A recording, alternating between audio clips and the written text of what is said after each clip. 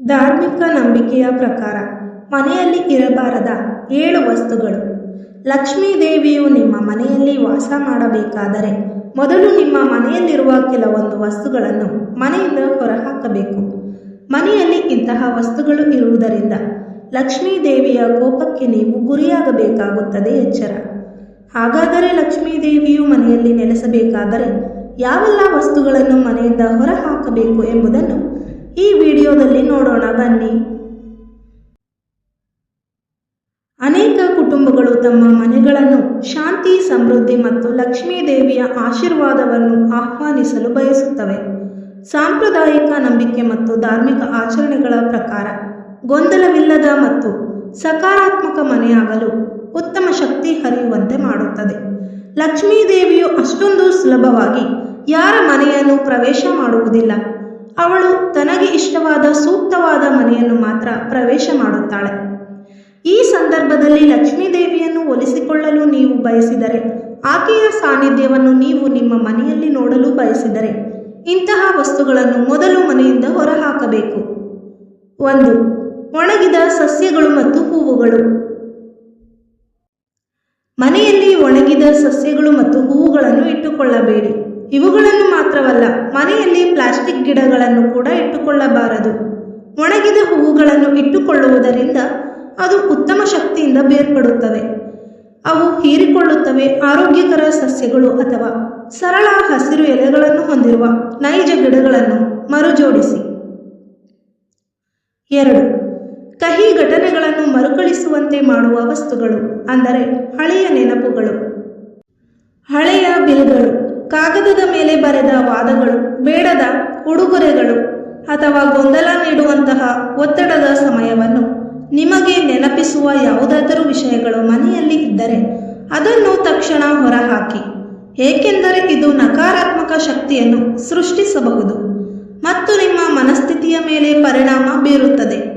ಈ ಮೂಲಕ ಈ ವಸ್ತುಗಳನ್ನು ಮನೆಯಿಂದ ಹೊರಗಡೆ ಹಾಕಿ ಶುದ್ಧವಾದ ಘಟನೆಗಳಿಗೆ ಹೊಂದಿದ, ಅಂದರೆ ಪಾಸಿಟಿವ್ ಎನರ್ಜಿ ನೀಡುವಂತಹ ವಸ್ತುಗಳನ್ನು ಇಟ್ಟುಕೊಳ್ಳಿ.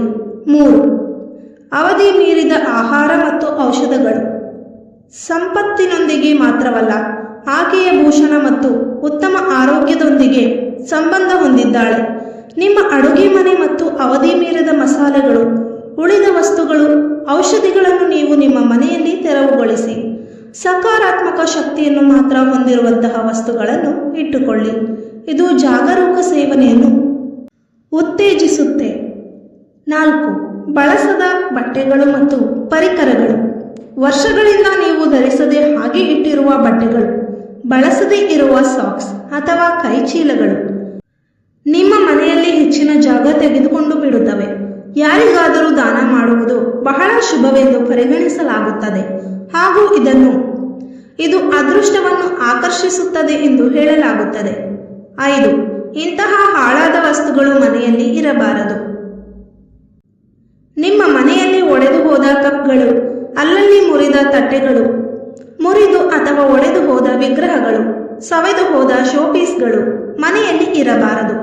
ಇವು ಸಮೃದ್ಧಿಯನ್ನು ನಾಶ ಮಾಡುತ್ತವೆ ಎಂಬ ನಂಬಿಕೆ ಇದೆ. ಆದ್ದರಿಂದ ಇವುಗಳನ್ನು ತಕ್ಷಣ ಮನೆಯಿಂದ ಹೊರಹಾಕಿ. ಇದು ಮನೆಯ ಸದಸ್ಯರ ಭಾವನೆಯ ಮೇಲೆ ಪರಿಣಾಮ ಬೀರುತ್ತವೆ, ಮನೆಯ ಸಮೃದ್ಧಿಯನ್ನು ಹಾಳು ಮಾಡುತ್ತವೆ. 6. ಹಳೆಯ ಪತ್ರಿಕೆಗಳು ಮತ್ತು ಕರಪತ್ರಗಳು. ಪತ್ರಿಕೆಗಳು, ಕರಪತ್ರಗಳು ಹಾಗೂ ರಾಶಿ ಧೂಳನ್ನು ಹೊಂದಿರುವಂತಹ ವಸ್ತುಗಳು ನಿಶ್ಚಲ ಶಕ್ತಿಯನ್ನು ಪ್ರತಿನಿಧಿಸುತ್ತವೆ. ಆದಷ್ಟು ಇವುಗಳನ್ನು ಮರುಬಳಕೆ ಮಾಡಿ ಅಥವಾ ಮನೆಯಿಂದ ತೆಗೆದುಹಾಕಿ. ಪ್ರತಿಯೊಂದು ಮೂಲೆಗಳು ತಕ್ಷಣವೇ ಬೆಳಗಲು ಪ್ರಾರಂಭವಾಗುತ್ತವೆ. 7. ಹಾಳಾಗಿ ನಿಂತಿರುವ ಎಲೆಕ್ಟ್ರಾನಿಕ್ ವಸ್ತುಗಳು. ನಾವೆಲ್ಲರೂ ವಸ್ತುಗಳನ್ನು ಸಂಗ್ರಹಿಸಲು ಇಷ್ಟಪಡುತ್ತೇವೆ, ಆದರೆ ಹಳೆಯ ಚಾರ್ಜರ್, ಮುರಿದಿರುವ ರಿಮೋಟ್ಗಳು, ಸುಟ್ಟು ಹೋದ ಬಲ್ಬ್ಗಳು ಅಥವಾ ಬಳಕೆ ಆಗದ ತಂತಿಗಳು, ಇನ್ನು ಉಳಿದವುಗಳನ್ನು ಜವಾಬ್ದಾರಿಯುತವಾಗಿ ಮನೆಯಿಂದ ಹೊರಹಾಕುವುದು ಉತ್ತಮ. ಸ್ವಚ್ಛವಾದ ವಿದ್ಯುತ್ ಮೂಲಗಳು ಸಂಪತ್ತಿಗೆ ಸಂಬಂಧಿಸಿದ ಶಕ್ತಿಯನ್ನು ಬಲಪಡಿಸುತ್ತವೆ ಎಂಬ ನಂಬಿಕೆ ಇದೆ. ಸ್ನೇಹಿತರೆ, ಈ ಮಾಹಿತಿ ನಿಮಗೆ ಇಷ್ಟವಾಗಿದ್ದಲ್ಲಿ ತಪ್ಪದೆ ಲೈಕ್ ಮಾಡಿ, ಶೇರ್ ಮಾಡಿ ಮತ್ತು ನಮ್ಮ ಸುಪ್ರೀಂ ಸ್ಟೋರೀಸ್ ಯೂಟ್ಯೂಬ್ ಚಾನಲ್ ಅನ್ನು ತಪ್ಪದೆ ಸಬ್ಸ್ಕ್ರೈಬ್ ಮಾಡಿ. ಧನ್ಯವಾದಗಳು.